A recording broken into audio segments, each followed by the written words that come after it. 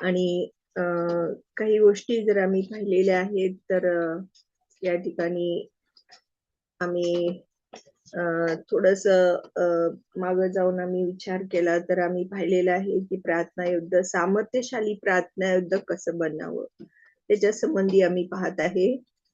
आणि आम्हाला पवित्र शास्त्रामध्ये अनेक उदाहरणं आहेत, काही उदाहरणं आम्ही पाहिलेली आहेत.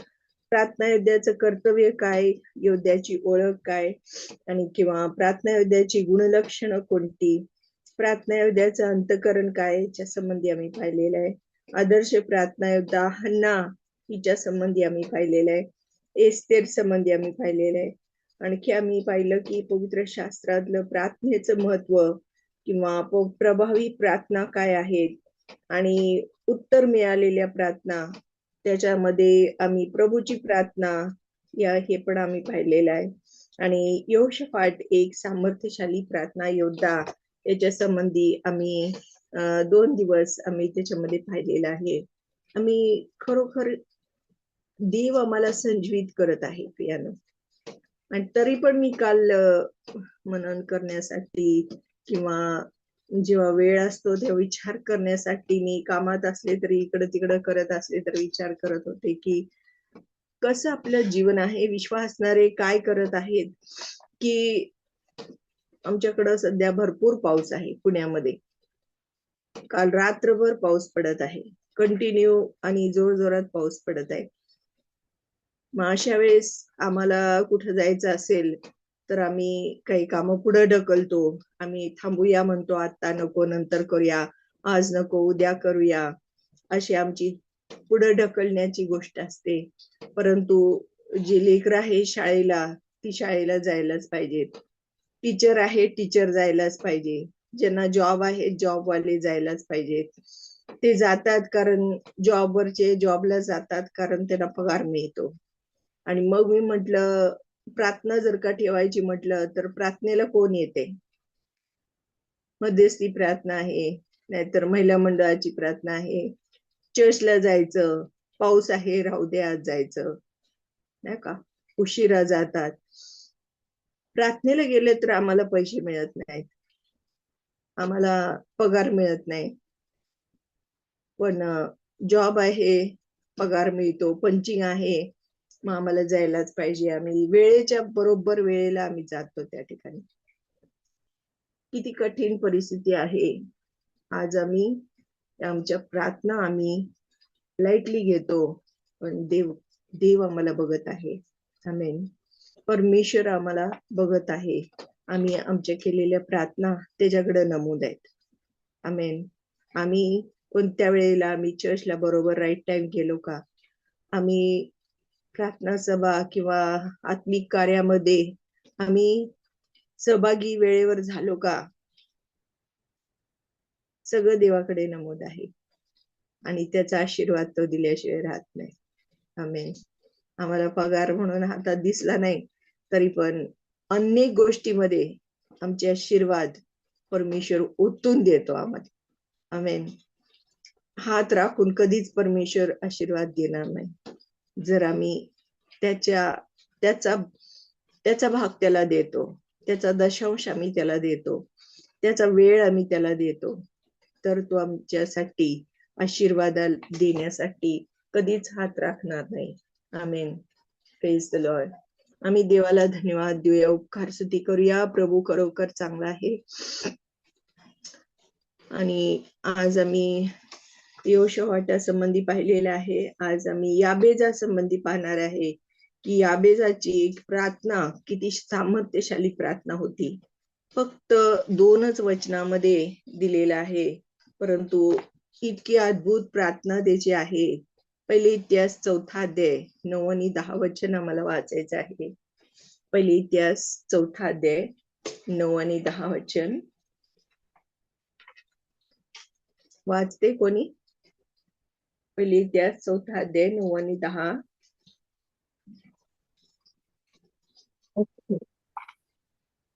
पहिले इतिहास 4 अध्याय 9 आणि 10 वचन वाचूया.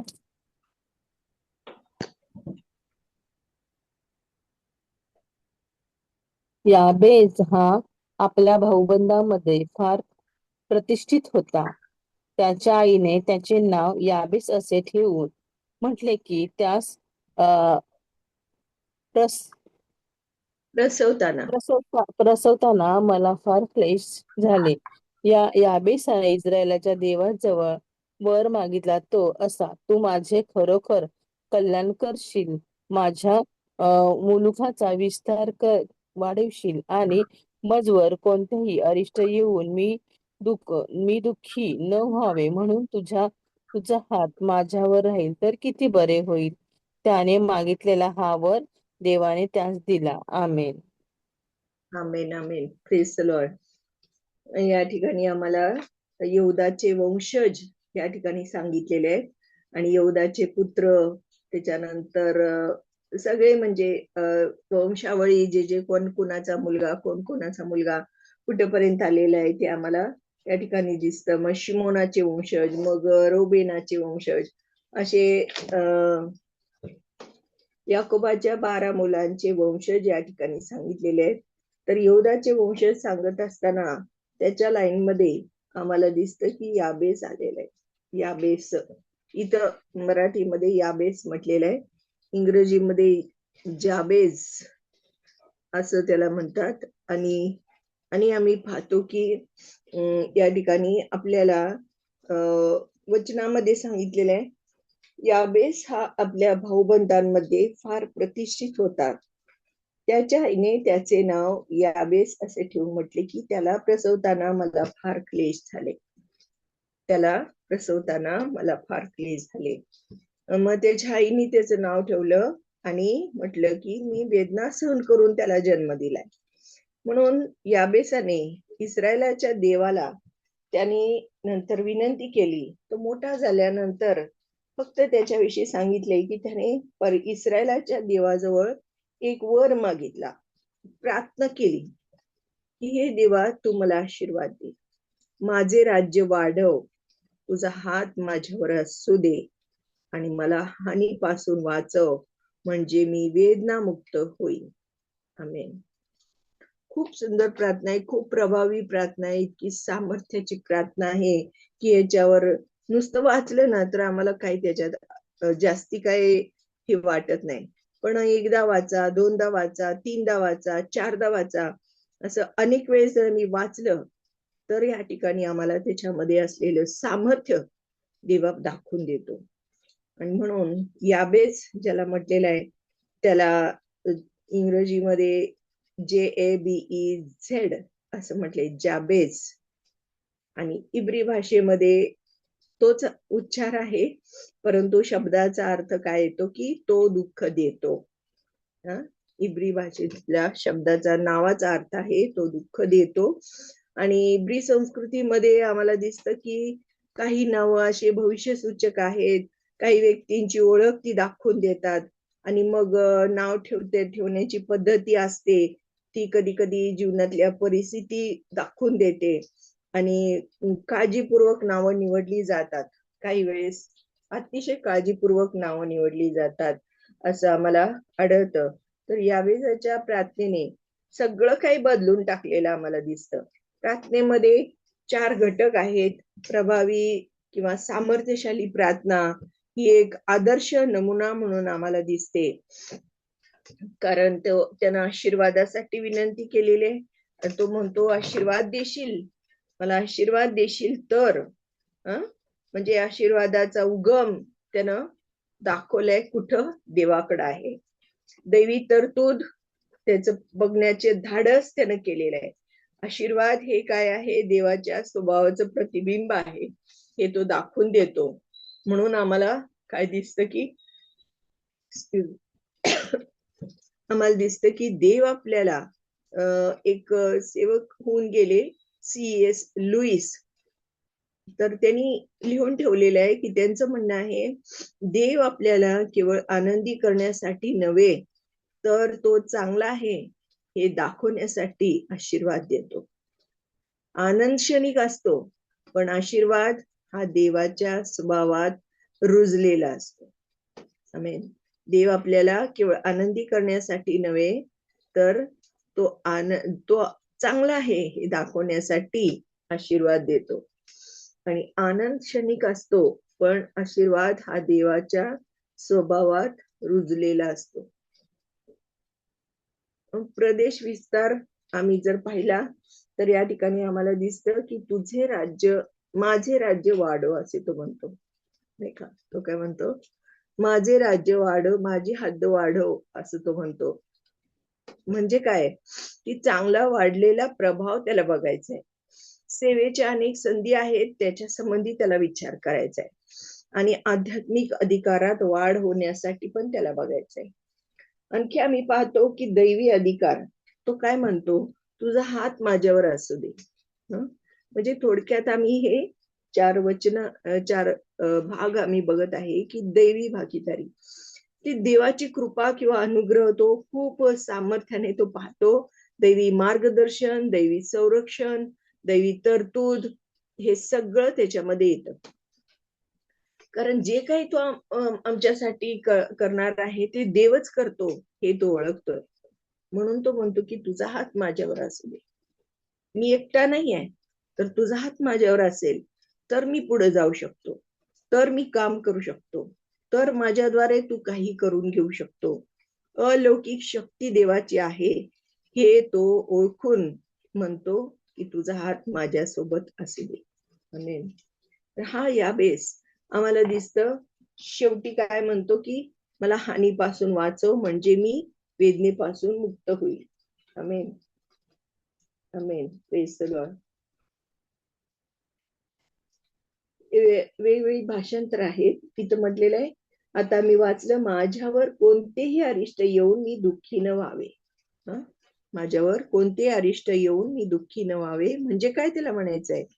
की प्रतिबंधात्मक संरक्षण घेण्याचं शहाणपण त्याला दिसत आहे या ठिकाणी. आणि आणखी तो म्हणतो की वैयक्तिक सुरक्षिततेची ओळख तो करून देत आहे. हानीपासून संरक्षण म्हणतो म्हणजे मला कुठल्याही प्रकारच्या धोक्यापासून, हानीपासून मला तू वाचव, मला तू सोडव, माझ्यावर संकट येऊ देऊ नको. म्हणजे काय होईल? मी वेदनेपासून मुक्त होईल. त्याच्या नावाचा अर्थ आम्ही सतत पाहतो की तो दुःख देतो असं म्हटलेलं आहे. म्हणजे त्याच्या आईला प्रसवताना खूप वेदना झाल्या. इथं लिहिलेलं आहे, म्हणजे वचनामध्ये लिहिलेलं आहे, त्याचा अर्थ ती ठळक गोष्ट आहे. त्याच्या आईनं त्याचे नाव याबेस असे ठेवून म्हटले, त्याला प्रसवताना मला फार क्लेश झाला, खूप तिला वेदना झाल्या, खूप दुःख झालं, खूप त्रास झाला, ह्या गोष्टी झाल्या. त्याच्यामुळं काय म्हटलेलं आहे, तो सुद्धा म्हणत आहे की वैयक्तिक सुरक्षितता हा तो ओळखतो कुठं आहे? देवाजवळ आहे. आणि म्हणून दैवी संरक्षणाची इच्छा तो त्या ठिकाणी करत आहे. मग आम्हाला या ठिकाणी दिसतं की मोठं परिवर्तन आम्हाला या ठिकाणी त्याच्या जीवनामध्ये नंतर झालेलं आम्हाला दिसतं. कारण तो अगोदर काय आहे? दुःखातून आलेला आहे, त्रासातून आलेला आहे, वेदनेतून आलेला आहे. परंतु बंधनातून मुक्त होणं काय आहे हे तो अनुभवतो, किंवा देवाकडे तो वर मागतो, देवाकडे तो साकडं टाकतो, देवाकडे तो मागतो, दुसऱ्या कोणाकडे तो जात नाही. परिस्थितीच्या बंधनात अडकायला तो नकार देतो. आमेन. म्हणजेच काय? तो उत्तरासाठी वाट बघतो की तो म्हणतो माझ्यावर कुठला अरिष्ट येऊ देऊ नको, म्हणजे मला मी दुःखी न व्हावे असं तू कर. आमेन. आणि वरवर या ठिकाणी 3-4 गोष्टीमध्ये अर्थ काय आहे हे पाहत आहे, ज्यानंतर आम्ही डिटेल मध्ये जाणार आहे. तर या ठिकाणी आम्ही पाहतो की परिस्थितीच्या बंधनात अडकायला तो नकार देतो, त्याचबरोबर दैवी हस्तक्षेपासाठी भरपूर सक्रिय प्रयत्न करतो. नकारात्मक घोषणांचं रूपांतर झालेलं आम्हाला दिसतं. काय ज्या गोष्टी आहेत की म्हणजे मुलूक त्याच्याकडे आहे, पण त्याचा विस्तार व्हायला पाहिजे आहे. तो काही गोष्टी नकारात्मक आहेत, त्याच्या संबंधाने तो हुकारार्थी विचार करत आहे आणि देवाकडे लक्ष देऊन तो मागत आहे. म्हणजे काय? आम्हाला दिसतं की प्रार्थनेद्वारे नवीन ओळख तो निर्माण करून देतो. आणि म्हणून आम्ही देवाला धन्यवाद देऊया, उपकार स्तुती करूया की आम्हाला ह्याच्यामध्ये काय शिकायला मिळतं. खूप काही शिकायला मिळतं प्रियानो. इथं म्हटलंय की तू माझे कल्याण करशील. म्हणजे याबेस कसा आहे की तो केवळ उथळ किंवा भौतिक गोष्टी एवढंच काही तो मागत नाहीये, तर देवानं विपुल जीवन देणाऱ्या कृपेची मागणी तो करतो. देवाकडे कृपा मागत आहे. देव हा चांगल्या गोष्टीचा मार्ग आहे, उगम आहे, हे तो ओळखतो. आणि आम्ही पाहिलं तर आम्हाला काय दिसतं की कृपेची मागणी करत आहे. आम्ही प्रार्थना करतो, देव बाप्पा तू आमच्यावर कृपा कर, किंवा आमच्या लेकरांवर कृपा कर. कृपा म्हणजे आम्ही काय म्हणतात की त्याचा अर्थ आहे देवावरील विश्वासाने आम्ही त्याचा मागितलेला अनुग्रह. तर ह्याच्यामध्ये कुटुंबावर, समाजावर, कामाच्या ठिकाणी सकारात्मक प्रभाव टाकण्याचं सामर्थ्य आहे. आमेन. सकारात्मक किंवा होकारार्थी विचार हे या ठिकाणी आम्हाला दिसतात की तू माझे कल्याण करशील. चांगली गोष्ट आहे. होकारार्थी तो बोलत आहे. माझं नुकसान, मला त्रास, कष्ट, वेदना या नुकसानीच्या गोष्टी तो बोलत नाही किंवा नकारार्थी काय बोलत नाही. तर तो म्हणतो की तू खरोखर माझे कल्याण करशील. हे देवा, हे परमेश्वरा, तू माझे खरोखर कल्याण करशील. हा याबेस जर आम्ही बघितलं तर ह्याचा याबेस या शब्दाचा 3 वेळा उल्लेख आलेला. याबेस शब्दाचा पवित्र शास्त्रामध्ये 3 वेळा उल्लेख आलेला आहे. पहिले इतिहास 2रा अध्याय 55 वचन आहे, आम्ही ते वाचूया. पहिले इतिहास 2रा अध्याय 55 वचन आहे. आणि याबेस येथे राहणारी लेखकांची कुळे म्हणजे तिराथी, शिमाती व सुखाती ही रेखाब घराण्याच्या मूळ पुरुष हम्मत याच्या वंशातली केनी कुळे होत. केनी कुळे इथं राहत होती आणि त्या ठिकाणाला काय नाव दिले? याबेस म्हटलेले. एका ठिकाणाचं, नगराचं नाव आहे. दुसरा संदर्भ आताच मी वाचला, 4था अध्याय आणि 9 वचन आहे. इथं म्हटलेलं आहे, याबेस हा आपल्या भाऊबंधांमध्ये फार प्रतिष्ठित होता. त्याच्या आईने त्याचे नाव याबेस असे ठेवून म्हटले, त्याला प्रसवताना मला फार क्लेश झाले. आमेन. आमेन. ही व्यक्ती याबेस आहे, जे आम्ही पाहतो की आपल्या भावांपेक्षा अधिक सन्माननीय अशी झालेली आहे. आमेन. त्याला प्रसवताना फार क्लेश झाले, पण त्याच्याविषयी म्हटले हा आपल्या भाऊबंधांमध्ये फार प्रतिष्ठित होता, सन्मान्य होता. इतर त्याचे भाऊ होते, पण बाकीच्या भावांपेक्षा त्याचा जास्ती आदर केला जात होता, त्याला जास्त सन्मान मिळत होता. आणि परिस्थिती काय होती? जन्माच्या वेळी त्याने आईला दिलेल्या वेदनांमुळं त्याचं नाव काय ठेवलेलं होतं? याबेस. म्हणजे दुःख दिलेला, वेदना दिलेला, त्रास दिलेला. पण नंतर काय झालेलं आहे? परिस्थिती बदललेली. आमेन. आणि तिसऱ्यांदा उल्लेख जो आलेला आहे 4था अध्याय 10व्या वचनामध्ये आम्हाला दिसतं त्याची प्रार्थना. याबेसाने इस्रायलाच्या देवाजवळ वर मागितला, ज्याच्यामध्ये देवाकडे आशीर्वाद, संरक्षण, विस्तारित प्रदेश तो मागतो. आणि ही प्रार्थना जी आहे, याबेस देवाकडे वर मागत आहे. तर आम्ही क्षणभर विचार केला की आयुष्यात आम्हाला ज्या नावाने आमचं नाव ठेवलेलं आहे, त्या नावाने आम्हाला अनेक जण हाक मारतात. अनेक वेळा आमच्या नावाचा उल्लेख केला जातो. कधी कधी कोणाचं नाव वाईट गोष्टीसाठी घेतलं जातं, कधी प्रेमाने घेतलं जातं, कधी रागाने घेतलं जातं. ए भाव्या, ए नाऱ्या, काय पण नावं असतात नाही का? ए राजा, राजा नाव असते पण रागाने घेतलं जातं.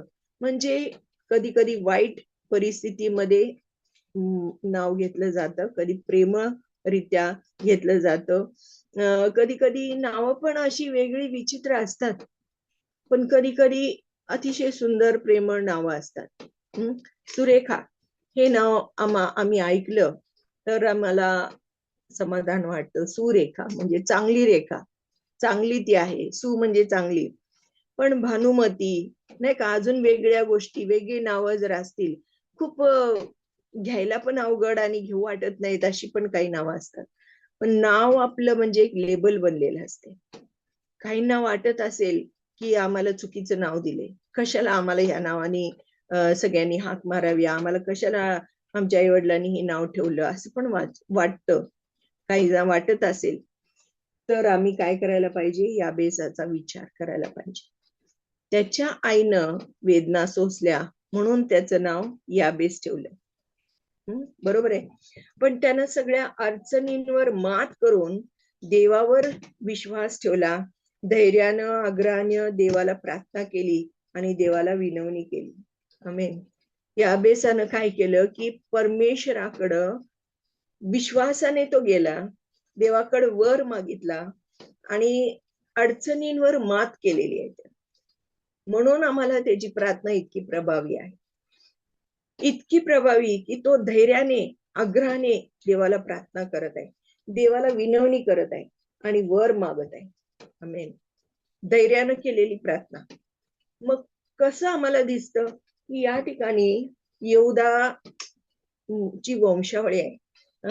यहूदा, याकोबाचा पुत्र यहूदा आणि त्याला झालेली मुलं सगळी नोंद केलेली. तर वंशावळी म्हणजे आम्हाला दिसतं की आदामापासून वंशावळी आलेली. बरोबर आहे. वंशावळी म्हणजे पहिला पुरुष देवाने उत्पन्न केला, त्याला आदाम हे नाव दिलं. तर वंशावळीपासून सुरुवात आहे. त्याच्यामध्ये वंशावळी ही काय आहे, देवाची योजना आहे आणि देवाचा उद्देश दाखवतो. आमेन. आणि निवडलेले इस्रायल राष्ट्र आहे आणि त्यांना भूमी एका विशिष्ट कारणासाठी दिलेली होती. आमेन. तर ही भूमी दिलेली असताना एक निवडलेलं राष्ट्र म्हणून आम्हाला या ठिकाणी त्या राष्ट्राची वंशावळी आणि त्याच्यामध्ये यहूदा जो आहे तो यहूदाच्या वंशामध्ये हा याबेस आलेला आहे. आणि त्या याबेसाची प्रार्थना देवाला धैर्याने आणि कळकळीने त्याची हाक जी आहे ती आम्हाला दिसत आहे. खूप धाडसाने त्याने मागितलेलं आहे, खूप हिमतीनं पण कळकळीनं अंतकरणापासून देवाकडे काकुळत करून त्यानं प्रार्थना केलेली आहे. याचा अर्थ आम्हाला दिसतं की देवाबरोबरच्या संबंधामध्ये तो काय करत आहे, सम्मानित होता. त्याच्या भावांपेक्षा तो सम्मानित होता. आमेन. म्हटलेले म्हणजे देवाबरोबरचे त्याचे संबंध इतके दृढ होते की तो देवाकडे वर मागत आहे. वंशावळीत नोंद करताना लेखक काय म्हणत आहे या ठिकाणी, जणू काय तो थांबलेला आहे आणि त्याला आधी घेतलेला आहे त्या यादीमध्ये. त्याचं नाव टाकतो म्हणजे काय, देवाशी त्याचा अत्यंत घनिष्ठ संबंध असणार. त्याला सोडलेलं नाही किंवा वगळलेलं नाही किंवा बाजूला केलेलं नाहीये, तर थांबून त्याचं नाव जणू काही घातलेलं आहे. आणि मग आम्हाला ही प्रार्थना आम्ही पुन्हा त्या ठिकाणी आम्ही पाहत आहे की प्रार्थनेमध्ये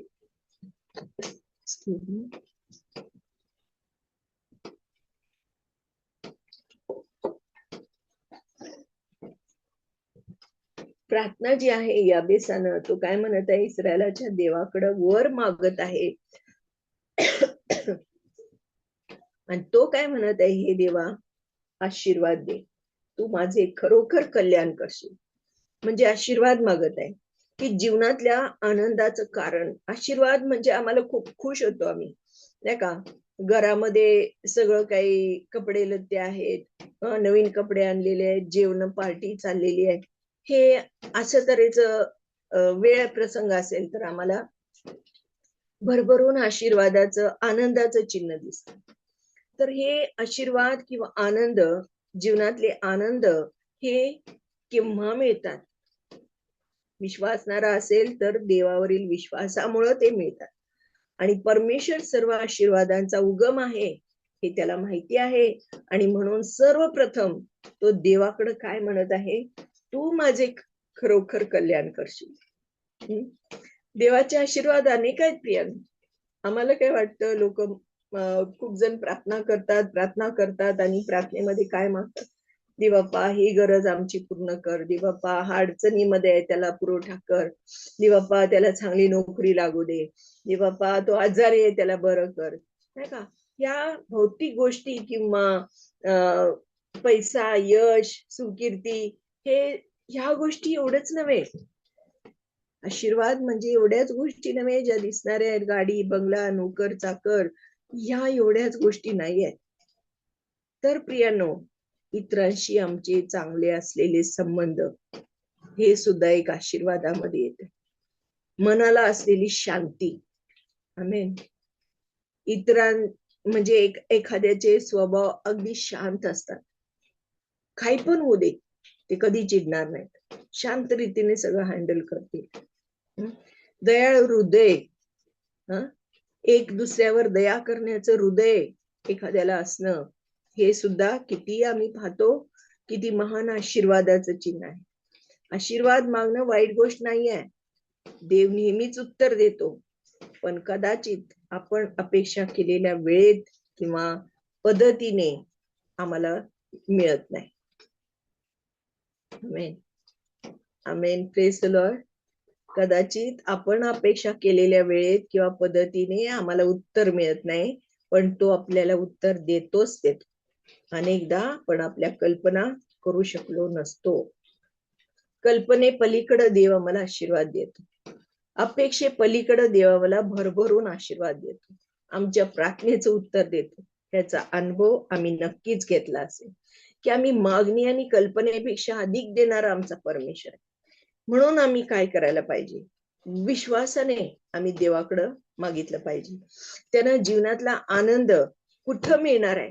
फक्त देवाकडे आहे.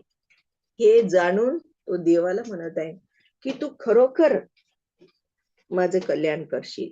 आमेन. आणखी पुढे आम्ही पाहतो, देव काळजी घेईल आणि नक्कीच तो काळजी घेईल, पण जीवन काय नेहमीच सोपं असेल असं नाहीये. योहान 16:33 मध्ये आम्ही वाचतो, येशूनं शिष्यांना काय सांगितलेलं आहे. योहान 16:33 मी वाचते.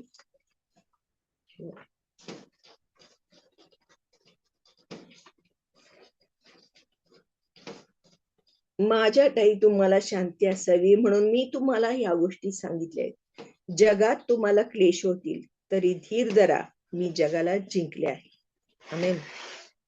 काय म्हणतो येशू? जगात तुम्हाला क्लेश होतील, तरी धीर धरा, मी जगाला जिंकले आहे.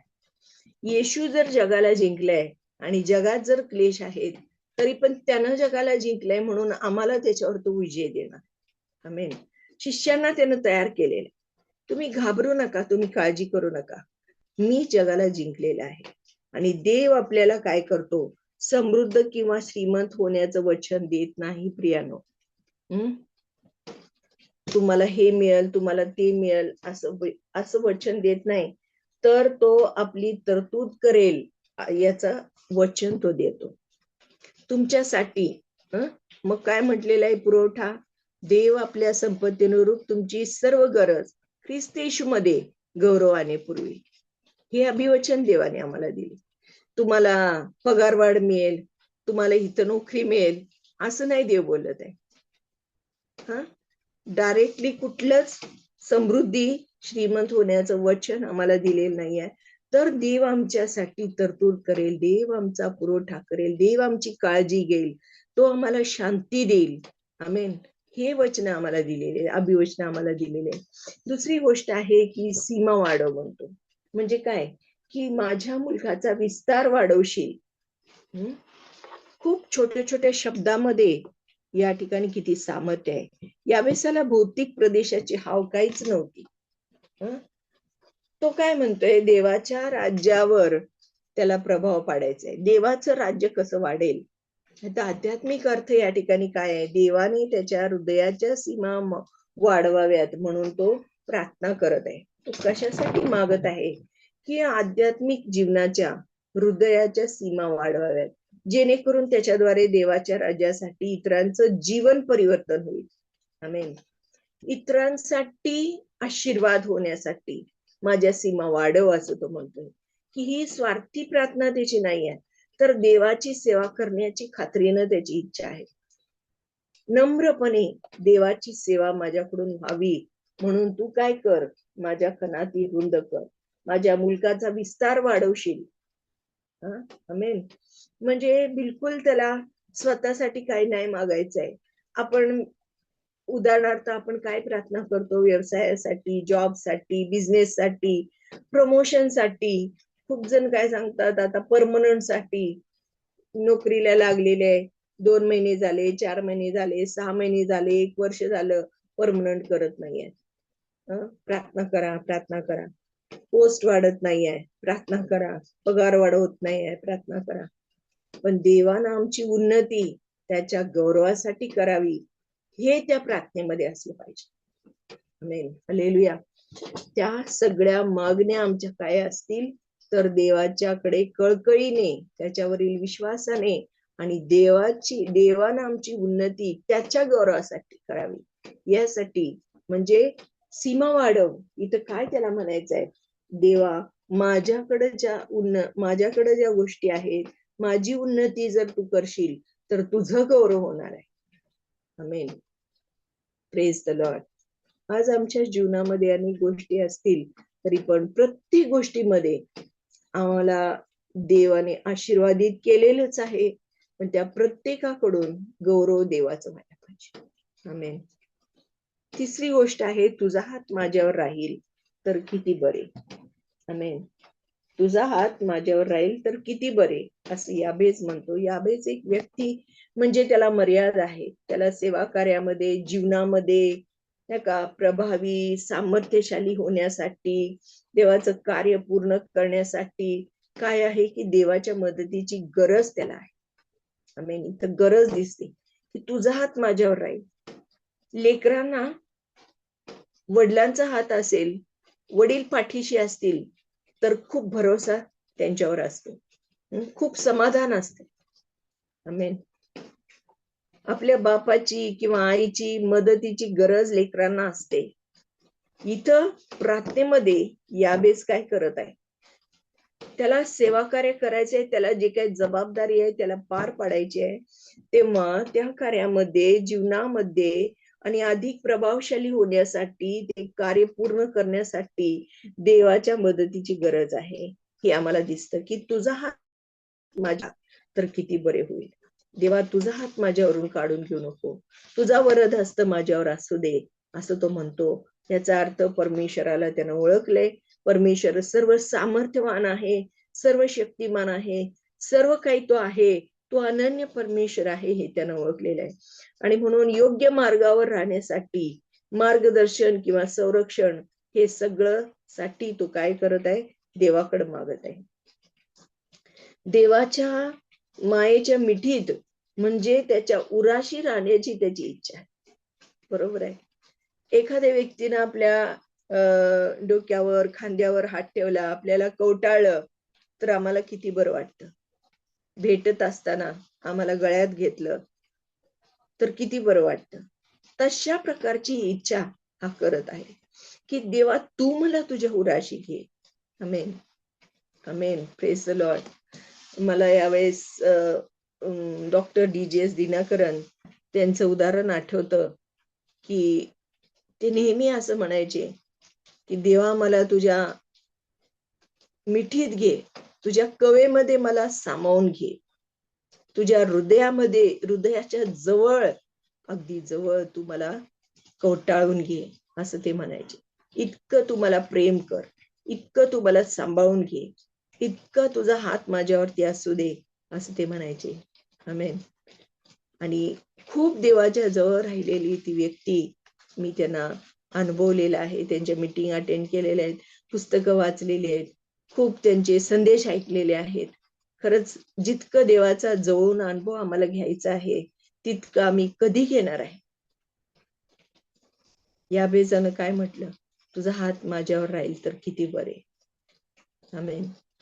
आज आम्हाला आपल्या मोठ्या भावाचा हात आपल्यावरती असेल, मोठ्या आपल्या आईवडिलांचा हात असेल, त्यांची मदत आम्हाला सतत असेल, त्यांचा आधार किंवा उभारणीचे शब्द जरी आमच्यावरती असतील तर आम्हाला किती हिम्मत येते, किती सामर्थ्य मिळतं. आज प्रभूंचा प्रभू जर आपल्यामध्ये आहे, तो जर त्याच्या उराशी जर आपल्याला घेतो तर मग किती महान गोष्ट आहे. तुझा हात माझ्यावर राहील तर किती बरे, असं तो प्रार्थना करत आहे. म्हणजे काय, त्याच्या मार्गदर्शनाशिवाय काहीच चांगलं घडू शकत नाही. आमेन.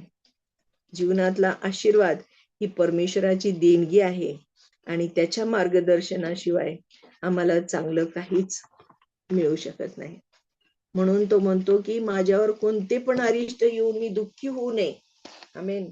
पुढची गोष्ट तो म्हणतो, कोणते पण अरिष्ट येऊन मी दुःखी होऊ नये, तर तू काय कर, त्याच्या नावाचा उल्लेख आम्ही पाहतो. त्या नावाचा अर्थ काय म्हटलंय, तो दुःख देतो. त्याला दुःखासंबंधी सांगितलेलं आहे. वेदना, त्याच्या नावाचा अर्थ आहे तो दुःख देतो. म्हणून आम्हाला दिसतं की प्रार्थनेमध्ये तो दुःखद अर्थाचा त्याग करत आहे. आमेन. जितकं काही त्याच्या नावामध्ये जे दुःख दडलेलं आहे, त्रास वेदना जे दडलेलं आहे, त्याचा पूर्णपणे तो प्रार्थनेमध्ये काय करतो, त्याग करतो. कारण काय म्हणतो, माझ्यावर कोणते पण अरिष्ट येऊन मी दुःखी होऊ नये, म्हणून काय कर, म्हणून बरे तू मला काय कर, तुझा हात माझ्यावर राहील तर किती बरे. आणि त्यानं हा वर देवाकडं मागितलेला आहे. येशूच्या शिष्यांनी काय सांगितलं की प्रभूची प्रार्थना ही आम्हाला एक संरक्षण आहे प्रियानो. आमेन. भरपूर आम्हाला दिसतं की देव आमचा रक्षक आहे आणि त्याच्याकडून संरक्षण व्हावे म्हणून विनंती केलेली आहे. स्तोत्र 91 आम्ही नेहमी रात्री झोपताना बोलतो, प्रवासामध्ये बोलतो, अडीअडचणीमध्ये बोलतो. ज्यांचं लहानपणापासून पाठ आहे, काही वचन पाठ आहेत, ते आम्ही वेळोवेळी आम्ही ती बोलतो. मत्ते 6 अध्याय 9 आणि 13 मी वचन वाचूया. मत्ते 6 अध्याय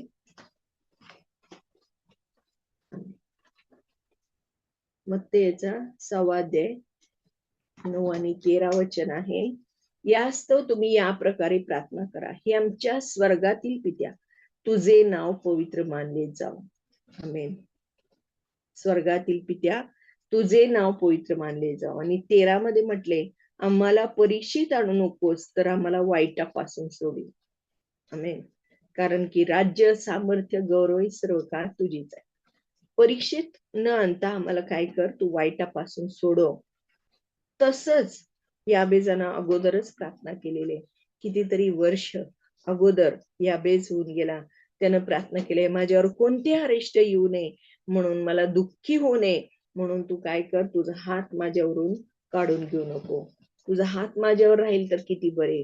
आम्ही या ठिकाणी बघतो की आपल्याप्रमाणेच याबेसाला आपल्या दुःखावर मात करायला देवाकडून सामर्थ्य आणि मार्गदर्शनाची गरज भासलेली आहे. तो देवाकडे साकडं करत आहे, देवाकडे प्रार्थना करत आहे. तर आम्ही या ठिकाणी पाहतो की जे खुल्या आणि स्वच्छ मनाने देवाकडे वळतात, त्यांच्यासाठी देव नेहमीच उत्तर देतो. आमेन. शुद्ध मनाने, स्वच्छ मनाने, मोकळेपणाने देवाकडे जे मागतात, त्यांच्यासाठी देव नेहमीच असतो. आणि दुःखाने भरलेल्या जगात प्रत्येकाला प्रार्थनेत आशा सापडली आहे. आमेन. प्रत्येकाला आम्ही जर प्रार्थना करतो तर आम्हाला सामर्थ्य मिळतं, आम्हाला आशा मिळते, आम्हाला उभारी मिळते. आम्हाला नाही का, आम्ही अडचणीला किंवा कुठल्या परिस्थितीला आम्ही जर सामोरं जात असेल आणि मग आम्ही काय करतो, प्रार्थना करतो, देवा पहा ही परिस्थिती आहे, आम्ही तुला सांगितलेलं आहे, तू आमची प्रार्थना आहे, तू आम्हाला ह्या परिस्थितीतून बाहेर काढ. आम्ही सगळं देवापुढं मोकळं मन करतो आणि देवाकडे वळून आम्ही सगळं दुःख त्याला सांगतो. तर यावेळेस आम्ही बघतो की देवाकडे आम्ही जर वळतो आणि त्याच्याच कडे आम्ही सगळं सांगतो, तर देव नेहमीच आमच्यासाठी आहे. आणि दुःखानं भरलेल्या गोष्टीमध्ये, जगामध्ये प्रत्येकाला आम्हाला काय मिळते, आशा मिळते. आमेन. Praise the lord. मला अनुभव मी सांगू शकते की आम्ही बायबल कॉलेजला असायचो. 3 वर्ष आम्ही बेंगलोर या ठिकाणी बायबल कॉलेजला असायचो. तिथं आम्ही मुलंच असायचो, मुली वेगळीकडं, मुलं वेगळीकडं.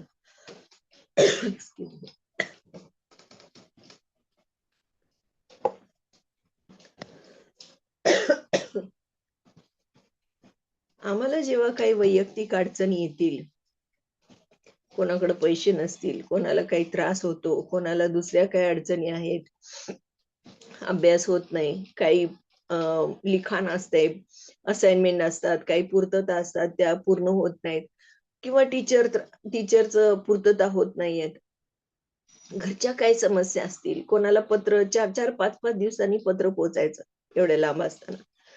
घरच्या काय अडचणी असतील, तर आम्ही काय करणार? फक्त जेव्हा आम्हाला वेळ आहे, जेव्हा आम्हाला प्रार्थनेची वेळ आहे, तेव्हा आम्ही जाऊन तिथं आम्हाला पेरूची बाग होती. त्या पेरूच्या बागेमध्ये जाऊन आम्ही झाडाखाली बसून आम्ही विश्वासाने प्रार्थना करणार. देवा पहा, ही परिस्थिती तू तू बघून घे. ह्याच्यामध्ये काय करायचं आम्हाला समजत नाहीये. मी त्या ठिकाणी असताना आमची घराची एक कोर्ट केस चालू होती. आमचं स्वतःचं घर असताना एका व्यक्तीला आम्ही ते विकणार होतो आणि विकायच्या वेळेस काय झालं, माझ्या वडिलांनी त्याला किल्ली दिली आणि त्याला राहायला दिलं, थोडे पैसे दिल्यावर. तर नंतर तो पैसेच देईना. त्याला लोन मिळेना किंवा अनेक काही गोष्टी होत गेल्या. आणि मग त्याला बाहेर काढायचं, तर आम्ही बाहेर काढायला गेलो, तर त्यानंच आमच्यावर कोर्ट केस टाकली. मग ती केस निभवता खूप त्रास व्हायला लागला. तेव्हा आम्ही काय करायचं? प्रार्थना करायची. मला माझे वडील कळवायचे, या तारखेला आपली कोर्ट केस आहे. मी त्या दिवशी उपवास करायचे, प्रार्थना करायचे आणि देवाकडे मागायचे. आमेन. आपल्या परिस्थितीमध्ये आपण काय करतो? देवाकडे जातो. देवानं ही परिस्थिती हाताळली पाहिजे. प्रत्येक जण आम्ही दुःखानं भरलेल्या जगामध्ये प्रत्येक जण आम्ही देवाकडे जातो. देवाकडे गेल्यानंतर आम्हाला काय मिळतं? आशा मिळते. हालेलुया. देव आम्हाला त्या परिस्थितीमध्ये उचलून धरतो. तसं याबेसाची प्रार्थना आम्हाला काय दाखवते, की देवाचे एक आम्ही पुत्र आणि कन्या असल्यामुळं आम्हाला नम्रतेने, विश्वासाने आणि त्याने दिलेल्या चांगुलपणाच्या वचनांवर अवलंबून राहून आम्ही वाटचाल करू शकतो. आमेन. हन्ना, योना, हिजकिया, नाही का? हन्नाचं तर आम्ही पाहिलेलं आहे. पौलानं सुद्धा त्यांच्या प्रार्थनेसोबत आम्हाला अनेक गोष्टी आम्हाला दिसतात, की ते देवावर अवलंबून राहिलेले आहेत, स्वतःवर नाही. हन्ना तर स्वतःला ओतून दिलेलं आहे. तिनं आपलं हृदय ओतून टाकलं. योनानं माशाच्या पोटात प्रार्थना केली. हिजकिया रदबदली केली. भिंतीकडं तोंड करून तो रडलेला आहे आणि मग देवानं त्याचं आयुष्य वाढवले. पौलानं अनेक वेळेस प्रार्थना केलेली आहे. प्रभूची प्रार्थना सुद्धा आम्हाला काय दिसते, की सर्व देवाच्या सिंहासनाजवळ विश्वासाने जाण्याची ही उदाहरणं आहेत. आणि म्हणून आम्ही देवाच्या हातामध्ये पडावं आणि कोणतंही अरिष्ट येऊन आम्ही काय होऊ नये, दुःखी होऊ नये, म्हणून आम्ही देवाच्या हातामध्ये पडावं, की देव आम्हाला काय करणार आहे? आम्हाला सोडवणारा तोच आहे. नियमशास्त्र आम्ही पाहतो, याबेजाला नियमशास्त्राचा खूप अभ्यास होता आणि त्याला सगळं वचन पाठ होती आणि त्याला सगळी माहिती होती, कारण प्रत्येक यहुद्याला हे सगळं नियम, शास्त्र, वचन सगळं माहिती असायला पाहिजे असे. म्हणून आम्हाला दिसतं, की इतका मोठा वर त्यानं मागितलेला आहे, इतकी विश्वासाची प्रार्थना त्यानं केलेली आहे, अंतःकरण ओतून देवाकडे त्यानं मागितलेलं आहे आणि त्याला आशा मिळालेली आहे, त्याला सामर्थ्य मिळालेलं आहे आणि इतकं धडपडून कळवळ्याने तो मागत आहे, की देवा तू माझं कल्याण करशील, माझ्या मुलखाचा विस्तार वाढवशील, की ज्याच्याकरून मी इतरांना आशीर्वादित करेल, इतरांचं जीवन परिवर्तित होईल आणि कोणत्याही अरिष्ट येऊन मी दुःखी न व्हावे, म्हणून तुझा हात माझ्यावर राहील तर किती बरे. आज अशी प्रार्थना आम्ही करायला पाहिजे. आम्ही काय मागतो? भौतिक गोष्टी मागतो. दे बाप्पा घराचं सहाय्य कर, आमच्या घराचं बांधकाम चाललेलं आहे, सामान लावायचंय, काय आम्हाला वस्तू पाहिजे, आम्हाला नुसतं लेकरांचं शिक्षण किंवा हे आम्ही मागू नये असं नाही. आम्ही मागितलं तरी पण आम्ही काय म्हणायला पाहिजे? आमच्या सगळ्या परिस्थितीमध्ये आम्ही देवाला उंच करायला पाहिजे, देवाला गौरव द्यायला पाहिजे. आमेन. Praise the lord. आमच्या ज्या ज्या आशीर्वादाकडून आम्ही फक्त देव आणि देवच उंचावला गेला पाहिजे. आमेन. आणि म्हणून तो सन्मानित झालेला आहे. जरी दुःखामध्ये बाहेर आलेला आहे तरी पण देवाने त्याला सन्मानित केलेलं आहे, देवाने त्याला उंचावलेलं आहे आणि त्याच्या जीवनामध्ये सगळी परिस्थिती देवाने बदलून टाकलेली आहे. खूप महानरित्या त्याला प्रार्थनेचं उत्तर मिळालेलं आहे. आम्ही देवाला धन्यवाद देऊया. आमच्या जीवनामध्ये आम्ही प्रार्थना जी करतो ती युद्ध करूनच आम्हाला करायची आहे आणि विश्वासाने आम्हाला करायची आहे. परिस्थिती काही असू दे, आम्हाला टिकून राहायचं आहे आणि देवाच्या प्रार्थनेमधून आम्ही उठल्यानंतर किती महान शांती आम्हाला मिळते, किती महान आशा आम्हाला मिळते, हे आम्ही अनुभवलेलं आहे. Praise the Lord. खरोखर अनेक वेळेस आम्हाला हा अनुभव आलेला आहे. किंबहुना दरवेळेस आम्ही प्रार्थना करतो, देवावर अवलंबून राहतो. सकाळीच आम्ही प्रार्थना करतो, देवबाप्पा दिवसभराचं तू बघून घे. आम्हाला माहित नाही परिस्थिती काय असेल, पण तू आहेस, तुझा हात आमच्यावरती आहे, तर काय होणार आहे? तुझा हात माझ्यावर राहील तर किती बरे, असं तो म्हणतो. आज आमची ही प्रार्थना असू दे. प्रियांनो, फक्त देवाचा हात असेल तर अद्भुत गोष्टी होणार आहेत. देव आम्हाला शांतीमध्ये, समाधानामध्ये, आशीर्वादामध्ये चालवणारा परमेश्वर आहे. दुसरी कोणती व्यक्ती आम्हाला नाही चालवणार, तर देव चालवणार आहे. म्हणून त्याच्यावर विश्वास ठेवून कळकळून आम्ही प्रार्थना करूया. सामर्थ्याने आम्ही प्रार्थना करूया. अन्य भाषेत पवित्र आत्म्याने भरून आम्ही प्रार्थना करूया की देवा तू आम्हाला संजीवन दे. आमच्या लोकांना बदलून टाक. आमच्या लोकांना नव्याने तू जीवनामध्ये घे. कोणाचा नाश होऊ देऊ नको, तर सर्वांना सार्वकालिक जीवन मिळू दे. म्हणून तू आमचं सहाय्य कर. आज आम्ही मराठवाड्यासाठी, लातूरसाठी आम्ही प्रार्थना करूया. महाराष्ट्रासाठी प्रार्थना करूया. आम्ही आमच्या देशासाठी प्रार्थना करूया. आम्हाला देवाने ओझं द्यावं म्हणून आम्ही प्रार्थना करूया. आमेन. Praise the lord. देवा करो या सर्व वचना करूया, आपल्याला आशीर्वादित करो. आमेन.